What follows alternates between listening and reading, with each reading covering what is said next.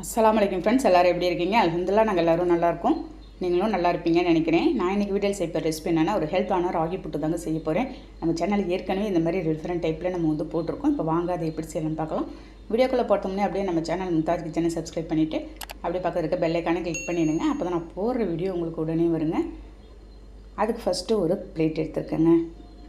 நான் வந்து ஒரு கப்பு ஃபுல்லாக ராகி மாவு எடுத்துக்கிறேன். இந்த ராகி மாவில் ஒரு அரை ஸ்பூன் இருக்குங்க தூள் உப்பு நம்ம வந்து சேர்த்துக்கலாம். ஃபஸ்ட்டு அந்த உப்போட மாவை எல்லாத்தையும் நல்லா மிக்ஸ் பண்ணிக்கிறேன். நான் நல்ல ஒரு ஹெல்த்தான ரெசிபி தாங்க. இந்த ராகி மாவில் நமக்கு வந்து இரும்பு சத்து எல்லாம் அவ்வளவு அதிகமாக இருக்குது.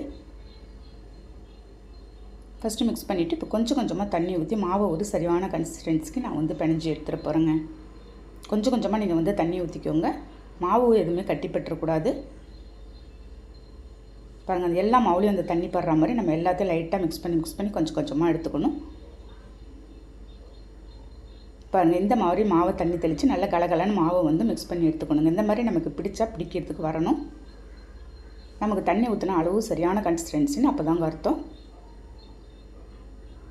தண்ணி நீங்கள் அதிகமாக சேர்த்துட்டிங்கன்னா உங்களுக்கு குழன்னு ஆகிடும். நமக்கு புட்டு சரியானவும் வராது. நெக்ஸ்ட்டு வந்து ஒரு இட்லி குண்டானில் நான் வந்து கொஞ்சமாக தண்ணி ஊற்றி மேலே வந்து இட்லி பாத்திரத்தை வச்சு கொஞ்சமாக ஒரு காட்டன் கிளாத் போட்டிருக்கேன்.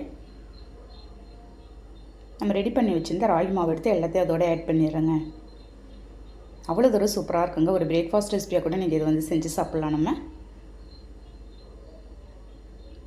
பாருங்கள், எல்லா இடத்துலையும் நான் வந்து மிக்ஸ் பண்ணி விட்டுட்டு அப்படியே மூடி வச்சிடுறேன். ஸ்டவ்வில் வச்சிடலாம். இது ஒரு 10 நிமிஷத்துலேயே நமக்கு வந்து ரெடி ஆகிடும். இது அப்படியே வெந்துக்கிட்டே இருக்கட்டும்.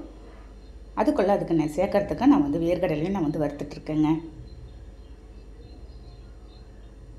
கரெக்டாக இது ஒரு 15 நிமிஷம் ஆச்சு இந்த மாவு வேகிறதுக்கு. பாருங்கள், இந்த மாவு எடுத்து நம்ம கையால் பார்த்தா உருட்டுறதுக்கு உங்களுக்கு கரெக்டாக வரும். இந்த மாதிரி வந்தால் தாங்க உங்களுக்கு வந்து மாவு வெந்துருச்சுன்னு நமக்கு வந்து அர்த்தம். அவ்வளோதான், எடுத்து நான் ஒரு பிளேட்டில் எடுத்து ட்ரான்ஸ்ஃபர் பண்ணிட போகிறேங்க. நம்ம பிரேக்ஃபாஸ்ட்டுக்கு இட்லி தோசைக்கு பதிலாக இந்த மாதிரி ஒரு பிரேக்ஃபாஸ்ட் ரெசிபி நீங்கள் செஞ்சு சாப்பிட்டு பாருங்கள். நம்ம சேனலில் ஏற்கனவே நான் வந்து இந்த மாதிரி ராகி புட்டு ரெசிபிலாம் ஒரு டிஃப்ரெண்ட் டைப்பில் நான் வந்து செஞ்சுருக்கேங்க. பாருங்கள், எல்லாத்தையும் கையால் நல்லா மிக்ஸ் பண்ணி விட்டுடலாம். நம்ம அதிலேயே ஒரு 2 ஏலக்காய் நான் வந்து நுணுக்கி வச்சுருக்கேன். அதை சேர்த்துட்டு ஒரு அரை கப்பு துருவிய தேங்காய் சேர்த்துடலாம். வேர்க்கடலை நம்ம வந்து வறுத்து வச்சுருந்த வேர்க்கடலை திட்டமாக கொஞ்சமாக போட்டுக்கலாங்க. நீங்கள் இதை பொடி பண்ணி கூட மிக்ஸி ஜாரில் போட்டு செஞ்சாலும் செஞ்சுக்கலாம்.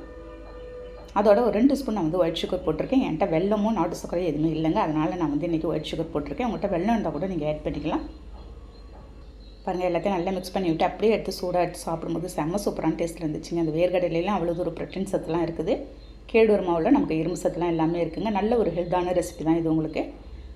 ஓகே, அந்த ஹெல்த்தான ரெசிபி நீங்களும் ட்ரை பண்ணி பார்த்துட்டு எனக்கு கண்டிப்பாக கமெண்ட் பண்ணுங்கள். இந்த வீடியோ பிடிச்சிருந்தால் லைக் பண்ணிவிட்டு ஷேர் பண்ணுங்கள். மறக்காமல் சப்ஸ்கிரைப் பண்ணிவிடுங்க. நெக்ஸ்ட் வீடியோவில் பார்க்கலாம். Okay, thank you, by.